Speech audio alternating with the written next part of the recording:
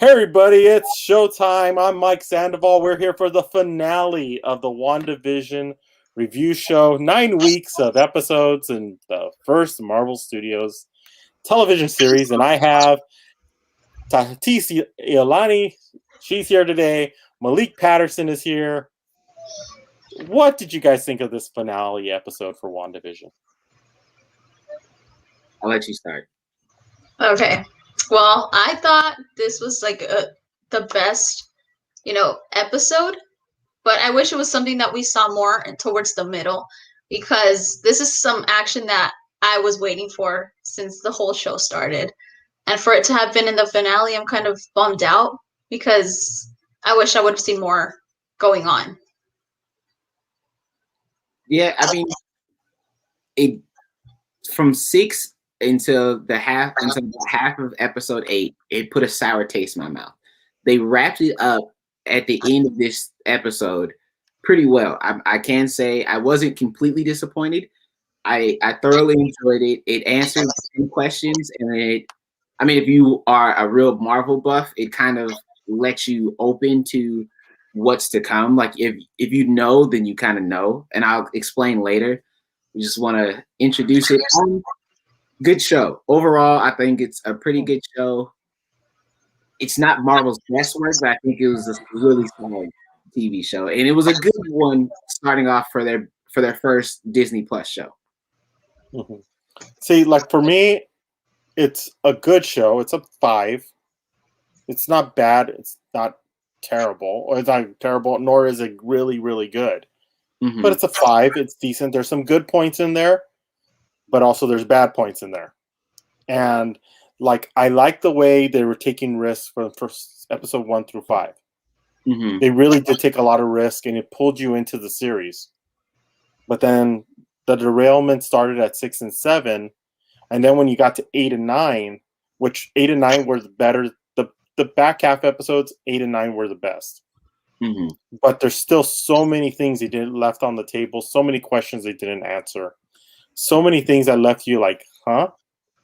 And if you weren't a comic book fan, and if you weren't a fan of or ever seen any of the movies, I think it would make a lot of people lost. Mm-hmm. That's what I say. I think I think the writing was not that good, and I'm kind of curious to see if they had already finished the script and then they made changes, because I know they had stopped because of COVID and then restarted. The editing could have been cleaner. Mm-hmm. I love the special effects. The special effects were top notch. They were movie quality, in my eyes. The premise was good. I thought the premise was a good idea, but the writing and the editing was just the way they told the story in the editing room did not work for me. And I think that's the thing that I think about, and I was thinking about it last night until now. Like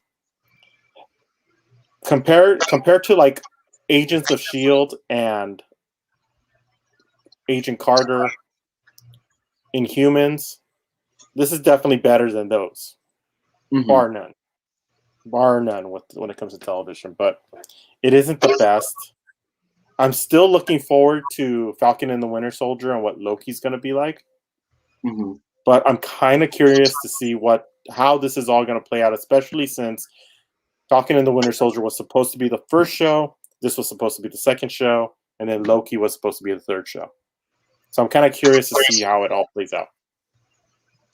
You made a good point, like with me, I don't know much of Marvel, and I've tried doing my homework. I'm still at Thor. I have a long way to go, according to you too. But you made a good point because it is confusing. There were some things, and it felt like they were all over the place. And who knows? Maybe the pandemic did get in the way, and they did have to do some rearranging. But overall, yeah, it was a good show. But I felt like they could have, done something that made a little bit more sense rather than creating so many questions. Mm-hmm. I think part of the issue was I think they almost naturally assumed that coming off of the best movies to ever be seen, bar none. Just off the box office alone, coming off their 2 best movies, some of the best movies ever written, period, superhero or not, I think they assumed a lot of people binge watched all the movies and even binge watched Agents of S.H.I.E.L.D. before they got to WandaVision. So I feel like there should have been a disclaimer for the people who just started at WandaVision, because if you don't know the comics, if you don't know the movies, it leaves people like you, Tati, sorry to say, it leaves you open-ended. You don't really know what's going on. You don't know what's really forthcoming. For us, I mean, I'm not the biggest comic buff, but I know enough. So I'm able to keep up. I'm able to kind of relate, pull. And then even if I have questions, I can ask people who in my family, and I can also ask Mike, who's read almost all the comics, where we're headed. I got a good understanding of where it's headed. And just to flat out say it, what you saw, what we're seeing is how Wanda Maximoff turns into, of course, Scarlet Witch. But we all know, you don't know, but Scarlet Witch becomes evil. And then Scarlet Witch becomes, I mean, she's already the strongest in the MCU, but now we're going to see her actually utilize her powers. So it was a good show to wrap up how she becomes evil and explain it, but I feel like there was a lot of other questions and a lot of people who were kind of thrown into this universe that weren't truly explained. Like, we didn't really get a full explanation on Jimmy Woo, if for the people who are just starting, because he's been in the show for, I mean, not just in the show, but he's been in MCU for a while, or Darcy. Monica, I mean, if you didn't watch Captain Marvel, you don't really get a good feel for her. Like, you know, but you don't really know truly. Like, you don't really get a true understanding, and then she gets powers randomly. So there was a lot of plot holes. There was a lot of open-ended situations. But overall, I think the acting was amazing.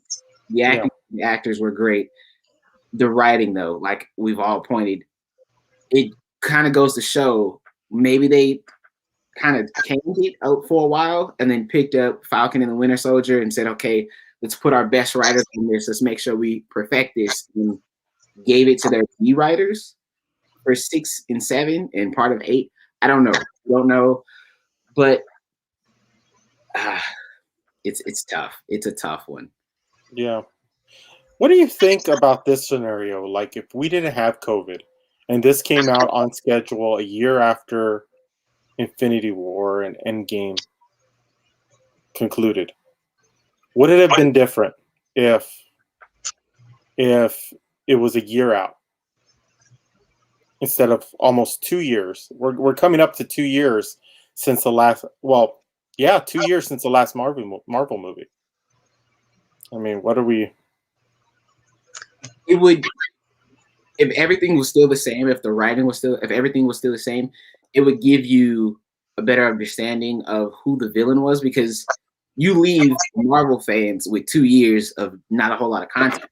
They start guessing who the next villain is. They start guessing who the next features are and how Fox is going to be introduced and everything. So now, I mean, I have an understanding of who we have as a villain, but when is she going to be introduced as a villain? Is she going to be like, is she going to be the next one, or is she going to be later on? Like, how are they going to play this exactly? And then there was the whole thing of Pietro. Is he really Mephisto, or did they just kind of tease you and then leave a big question mark at the end, and then he's Ralph Boner and left that terrible dad joke in there? It was a boner joke out of nowhere that literally fell flat or limp to some. It just, like, that was just stupid to me. That whole Ralph Boner thing with it, Quicksilver actually being somebody else, and it was the necklace that was holding the trance. It was just kind of like, you're kidding me. That's lazy writing for me. Mm-hmm. They could have even changed a different name and made it more surfer name, more like Surfer Chic type of name, and because he had that vibe. Yeah. But to me, it seemed like just lazy writing to me in that sense. And then correct me if I'm wrong, Wanda doesn't truly become Scarlet Witch until she kills Agatha, right? Mhm. So why did they had that battle, they had the back and forth, the tension throughout the show. I mean, you could kind of feel it in the first episode of, okay, she's just showing up out of nowhere. And then you see it at the end. So I was thinking, why not just kill her off? Like, what's the point of Wanda going back to Westview? Because now Agatha's in Westview, but she's trapped in the 50s, in her 50s character, but in the new age Westview, which I guess is set still kind of in this loose trends of the 2010s, between the 2000s and 2010. I don't really know exactly, because some stuff was still old and still looked like it was 10 years ago, and some stuff looked good. So what's the point of her going back? Like, is Agatha going to be Agatha and we're going to see her again? How is that going to play out? Like, I thought that was really open-ended. Why would you do that to the fans who truly know? Because it's kind of, why would you make her Scarlet without making her Scarlet? I don't know. It was yeah. And Tatis, in your Quicksilver Inspire outfit for today, what are your thoughts overall? Like, what do you think? I don't know. We've been talking about, because you're the best person to talk about this, because you were never really experienced into the Marvel universe. You didn't watch a lot of the movies or any of the movies, and you saw this. This was your first experience. If this was your first experience to the Marvel Cinematic Universe, what would you think? I'm kind of hearing Malik. I'm kind of like, whoa, okay, it's making a little bit more sense, but I'm still confused. Honestly, I'm getting into Marvel now. Like, all these movies it's intriguing. I wish I would have gone into Marvel sooner for it to make sense, but I have more questions, and I hate that this is the finale because I want to see more. I want to know, like, this episode that we got, this finale, I don't know, like, there was so much action that I wish I would have seen it, as I mentioned, I wish I would have seen it more in the beginning, and that it would have continued on instead of it being like the end. Yeah. Go, Malik. I was gonna say, I also think part of it is for you to wrap up the entire series in one season, especially with it being so dull in the middle, because we had such a lead up to Endgame that was dragged. I mean, it wasn't dragged out, but it was so much content that was put in it. We could have at least gotten 2 more seasons from this, because now we're gonna have a rushed. Like, I'm gonna keep going back to Wanda. We have a rushed Scarlet Witch, and I don't think that's how she should be introduced as Scarlet Witch. Because she understood that she was who she was, and then at the very end of the credits, you see she's drinking coffee, but the inner her is going through the book, and she's figuring out how to truly be the evil person who she is meant to be. And it just leaves a really bad taste in my mouth, and I just and it's frustrating. But then there's also good points. I mean, I like the way that they kind of rewrote Vision back into the show without being so cringeworthy. Like, we got to see them fight. We got to see them explain, because Vision was always like, he was never just an action first type of character. He's always well thought out. Everything's strategic. So the fact that the newer version of Vision, the white Vision, I guess, is what I saw all over social media. When he asked for Vision to explain and for him to elaborate, I thought that was pretty well written. There's moments, there's pieces. Yeah, I agree. There's moments and there's pieces, but that's the thing. And there's a part in there that says that when Agatha tells her that she's as powerful to destroy the Sorcerer Supreme, which at the time, in this time, Sorcerer Supreme is Doctor Strange. But it's like, how are you giving somebody so much power already when we're still developing the world? Right. She doesn't even know that she's a witch. Like, she doesn't even know how to be a witch yet. And you're gonna already put her against Doctor Strange, and we haven't even got a second Doctor Strange yet. I thought he was going to feature into the show. I really thought who the special guest was going to be. I thought that would have been amazing. And I think it would have made sense to everything that was going on, and maybe him coming up and saying, well, you know, we need to control your powers, or I don't think you really know who you really are, and I'm here to help you. And then, but also too, what I'd like to see, since remember when we first started this review show, I had said it's a PTSD. It's Wanda dealing with her post-traumatic stress syndrome of losing everybody and being the only one left. Right. And if they would have stuck to that and really showed it, I think they would have been better off, because being somebody who's been there, who's lost a family member, to see that on screen and to develop it and to see what she's doing and building this false life to make her feel better would make sense. You know, it kind of makes sense, and you would touch people, and which it was touching me.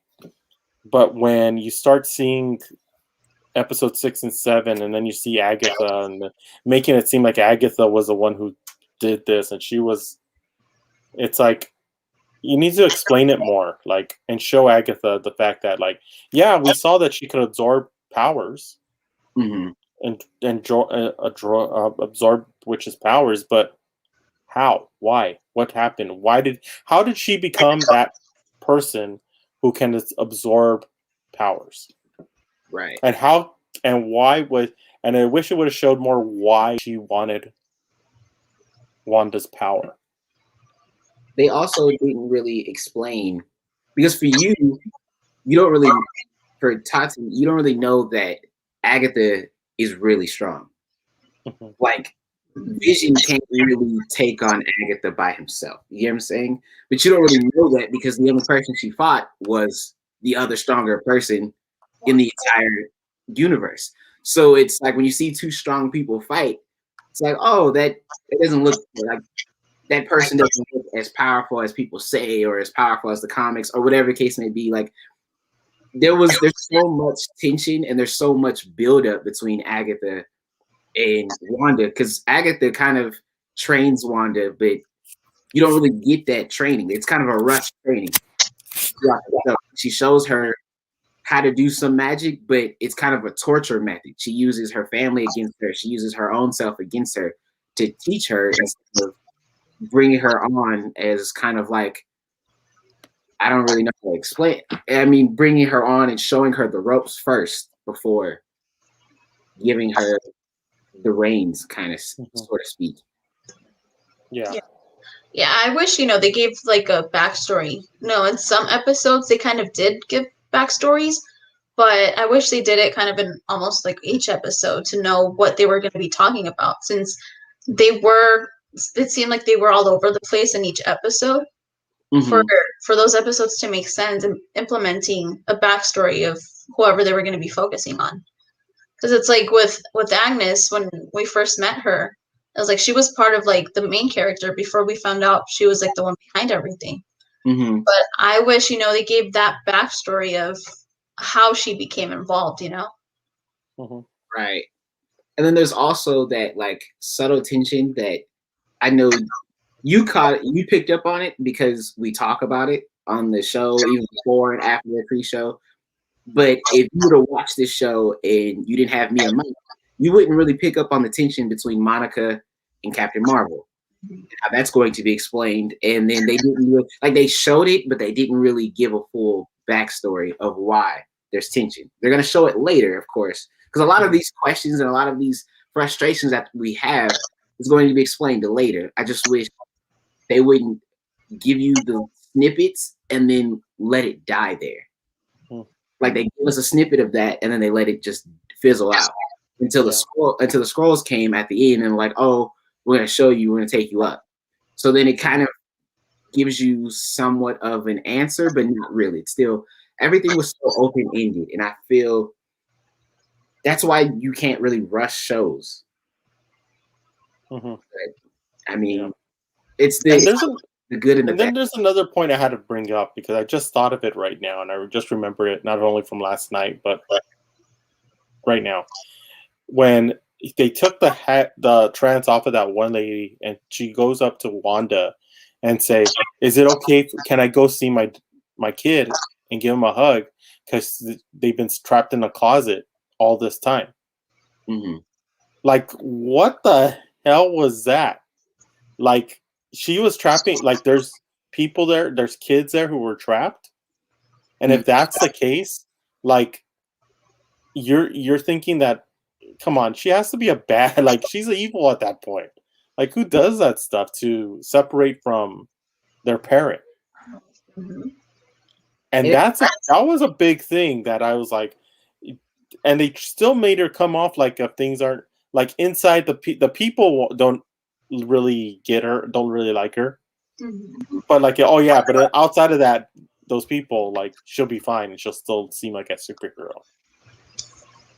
Yeah, the way that they wrote it, she's going to be the most lovable, hated person in the MCU.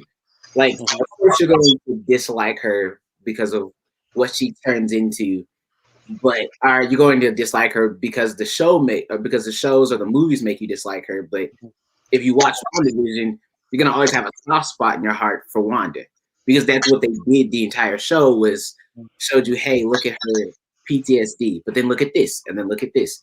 Look how evil she can be, but then all she wants is her family. She just wants her loving family back.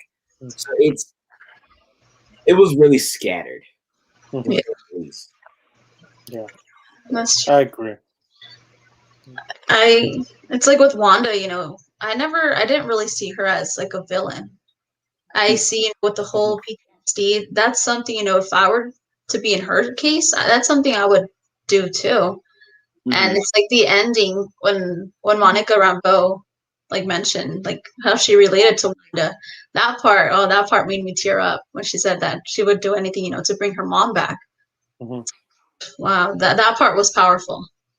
Which also kind of leads you thinking about later when everything starts to unfold. Will Monica be torn? How will she be? How will she react? Because she has her and Wanda have a unspoken connection, and you saw that when Wanda, Vision, and the kids when they turned to walk home, she looked at Monica, and they kind of had this subtle like intuition without really saying anything. So will that play into the future of the MCU of Phase 4? Who knows? I mean, I'm sure it will, but where will we get it in Phase 4? Will it be 3 years from now in Phase 4, and then we have to go back and rewatch WandaVision to understand and to get it? Yeah. And that's one thing, like, I understand, and I think that's probably why they set it up, is so you can go back and reference WandaVision for a lot of Phase 4. But then certain things should have been answered, or should have just not been in the show. Mm-hmm. I don't want to have to go back and rewatch a specific episode to have a question answered. And I feel like that's what how they set it up for us. And that's the thing too, is like I was watching other shows afterwards to see what they say, and some people were like, well, they've already showed how that she could be a villain, but it's like in Civil War, and I'm like, no, not really, because it was a mistake. It was an accident while using her powers that she caused that destruction. That's not the same thing as what she did here. Yeah, it was meant originally for good intentions, and that's how most villains think. What they're doing is that they do it because they think it's best, but when in actuality it's not. Right. But it just kind of like, but that's like I keep saying, and I don't know how many times, different ways I could say it, is that's where the writing really does kind of like jumble everything around. And I think if they would have been more concise, more strict, more timelined, or even said, like, leave a cliffhanger and we're going to do a season 2. But I don't think there is a season 2 for this. It doesn't look like there's a season 2. Yeah, she kind of gives me sort of, Wanda now gives me sort of Magneto type of impressions. Like good intentions. They're doing things for good intentions when you look at it through the scope of their eyes, but at the end, Magneto's still Magneto. Like he's still killing people, he's still torturing people, he's still doing evil things. But it's like, oh no, all of it's for the greater of mutants. Like, well, is it really, or is it because you think it's for the greater of mutants? Like, how good are your intentions really? Yeah. I don't want another Magneto because we already have a previous Magneto, and then I'm pretty sure he's going to be reintroduced to the MCU. So now it's, I don't know. Yeah, exactly. And I agree with all your feelings, and everybody's on the panel. But to end the show and to close everything up with our finale of WandaVision, what would you give? What grade would you give it? Tatis? I think I would go with the B+. Malik? I'd give it a C+, but if you go talk to the professor, you can get a B-. a solid C+, because there was a lot of things that aren't answered, and then for the newbies, there's a lot of things that kind of leave you open because we know, because I know, or because Mike knows, or other people know, it's not as bad. But if it's an introduction, there's a lot of holes in it, and I don't I just don't expect Marvel to leave you with a lot of holes. So I'd give it a C. Yeah, I give it a C, a straight C, because there were some good parts, there were some bad parts, but when the bad parts showed, they were bad. And that's kind of ruined the whole experience for me. So, but in 2 weeks we come back. 2 weeks we'll be back here doing another live show for the premiere of Falcon and the Winter Soldier. I am looking forward to that show, not only because I like Anthony Mackie and Sebastian Stan, but it looks like a good show. So I'm hoping that it's going to be a good show, and it may wipe a little bit of the taste out of my mouth from this show for the bad parts that I still have and I'm thinking about. But yeah, are you looking forward to coming back for Falcon and the Winter Soldier in 2 weeks? I think it's going to be a lot of action. It's going to be, from the previews, from everything, it's going to be so much action. And it's going to be traditional Marvel, because we didn't really get a slow, and maybe that's why WandaVision was how it was, because they're not used to doing a regular slowed out sitcom of a show. So maybe that is, I don't know, who knows, but we'll be back in 2 weeks. Yep. And Tatis, you have 2 weeks to catch up. Okay. Yeah, I do have 2 weeks. I'm looking forward to it. I'm really intrigued with Marvel. I think I'm falling in love. So this is love. Oh boy, this is going to be interesting by the end of this year and see how everything goes. But how can people follow you again, Tatis? You can find me at, I can never find it, I'm just going to say it, at Tatis Yolani on Instagram, Twitter, TikTok, that arrow, somewhere right this way, right here. Yeah, Malik, how about you? You can, I practiced before while you were saying cheater. Think about where my TV was, so I was like, my right side, but it looks on my left. So okay, you can find me right here at Malik on Ox. You can also find me on LinkedIn at Malik Patterson. You can find me on Facebook at Malik Patterson. Anywhere. Only thing I don't have is TikTok, because I know TikTok would take up all of my time, literally. Like how it does other people. So I'm staying away, at least until I graduate. I'm staying away from TikTok. So follow me on everything else but TikTok. at Malik on Ox. Yeah, and the guy who friggin' lost his camera feed and came back to his website from his webcam, you can find me at MUSE TV, MUSE Mike, and MUSE Sandoval at Twitter. And we talk about a bunch of other stuff here on MUSE TV. So if you like this video, don't forget to thumbs up, subscribe. We got a bunch of new content coming up, and we're making some major changes that we can't talk about yet. So stay tuned. But thank you so much, everybody. This was a great first time ever that we ever did a review show here on Muse, and the first time we ever did a series of review shows. So I think we did a great job. I think this is something that we're going to continue doing. And yeah, I'll see you guys in 2 weeks. We will be back for the Falcon Winter and the Winter Soldier show, which is on Disney Plus. So we'll be back same time, Friday, 3:30.